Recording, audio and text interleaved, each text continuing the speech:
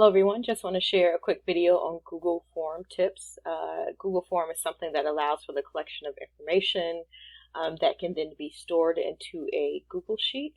It's virtual, you can use it from your computer or from your smartphone. Also, the person or persons that would be completing your Google Form would be able to use this from their computer or their smartphone, which is really great as well.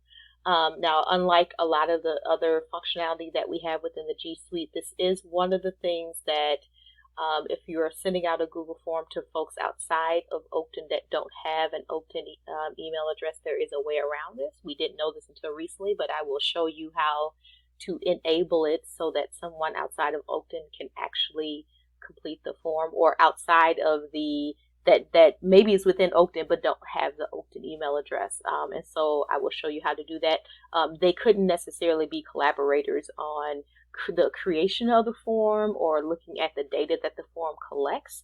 But certainly if they need to fill out something on the form, maybe you have students or you're sending something to instructors, there's a way to remove the functionality so that they are able to remove the restrictions rather, so that they are able to complete the form.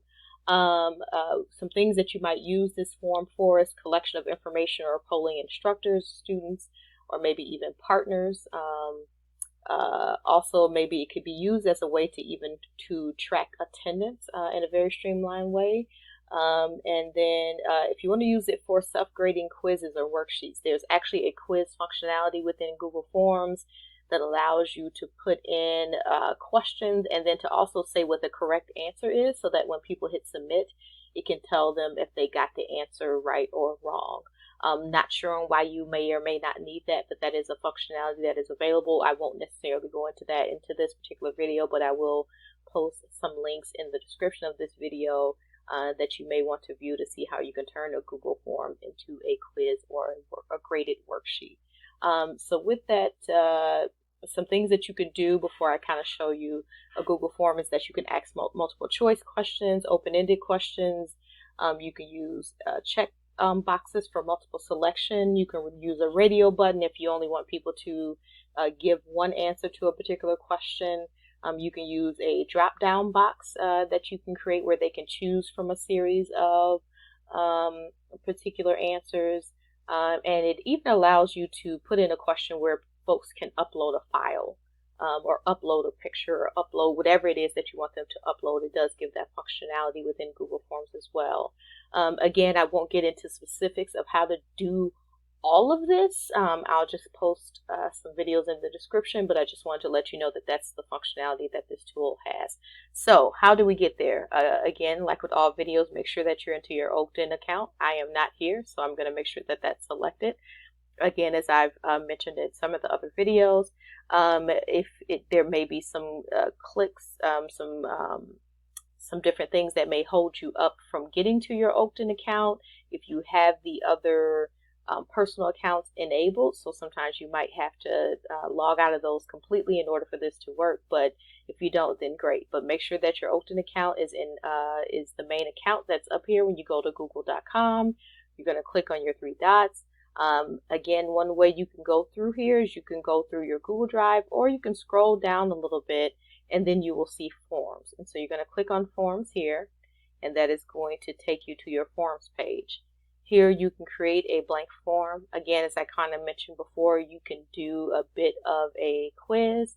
It also looks like they have some other templates like a worksheet and whatnot that you can then just modify. I haven't necessarily used these, but I'm sure that they're a good option that you can use. There's an assessment one, a worksheet, an exit ticket. These might be some things that you want to keep in mind as you're working through this. But then it shows you all your forms. As you can see, I have a lot of different forms in here. But I will just kind of show you what a form will look like that you may see. So this is what a form looks like when you are modifying the form.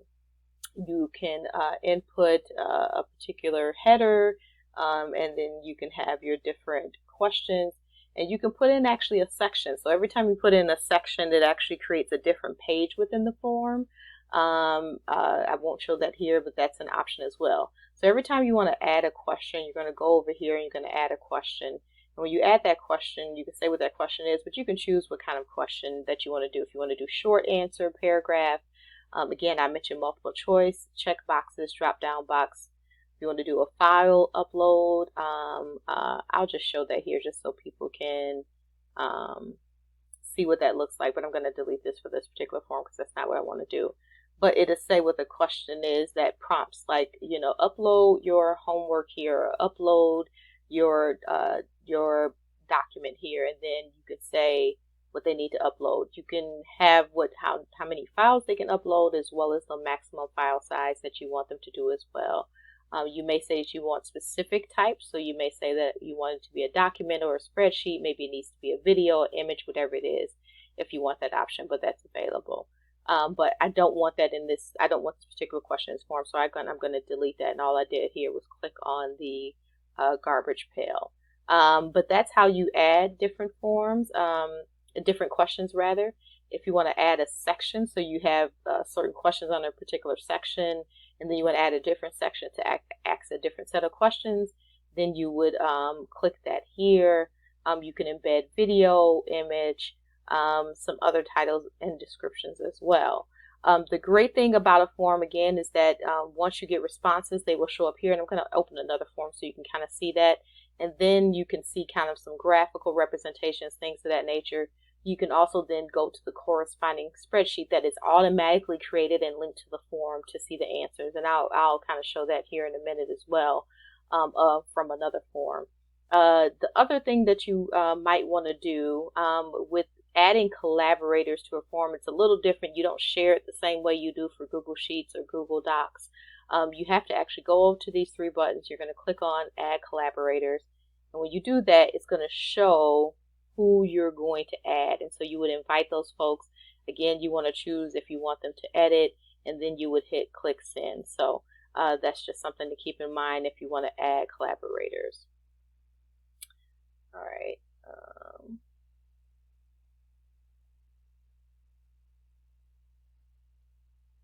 So, then also, if you want to make sure that other people, this is one of the things I talked about earlier in the video, if you want to make sure that people without an Okton email address can access the form, you need to make sure this is unclicked.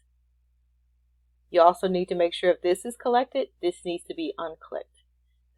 Restrict to users in Okton Community College is sometimes clicked by default, and that's what allows people that don't have an Okton email address to be able to do the form. So you want to make sure that that's unclicked in your settings. And again, I won't go into depth, but this is also how you make this, set this up as a quiz that can then grade and do a number of other things and show missed questions as well as point values. Again, we're not doing this in this case.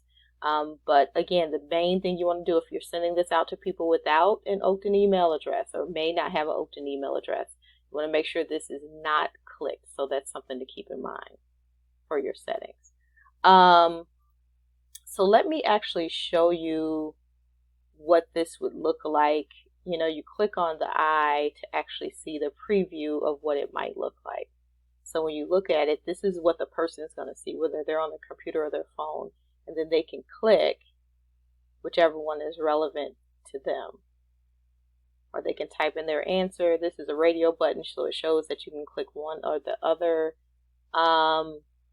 These are open-ended questions that will be collected, and then other comments or note, and then they will have a submit button. When they submit, then their answers will go into the spreadsheet.